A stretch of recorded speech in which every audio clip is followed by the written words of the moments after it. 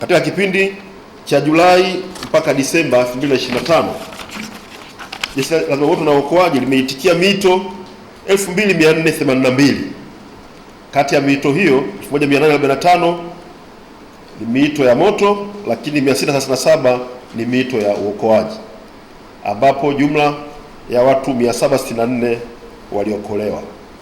Katika kusogeza huduma karibu na wananchi, Jeshi la Zimamoto na Uokoaji lina jumla ya vituo 83 vya kuzima moto. Kati ya hivyo vituo 59 vipo wilayani na vituo 24 vipo katika viwanja vya ndege. Aidha, ofisi 73 kwa ajili ya kutolea elimu zinapatikana katika wilaya zote nchini nje ya vituo 83.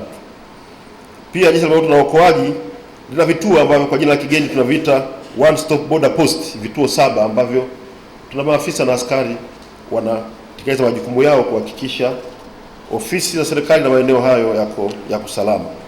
Ndugu washiriki, kila mmoja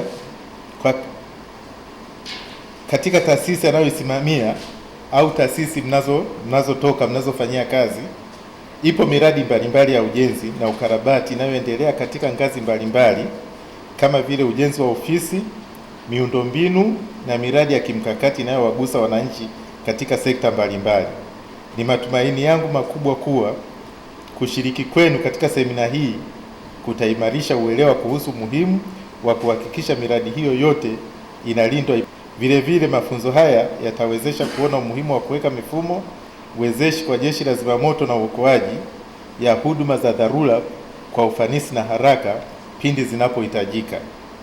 Ndugu washiriki, nitumie fursa hii kuwakumbusha juu ya wajibu muhimu mlionao katika kusimamia kikamilifu usalama dhidi ya majanga ya moto katika taasisi zenu kama ilivyoelezwa katika kanuni za kudumu za utumishi wa umma.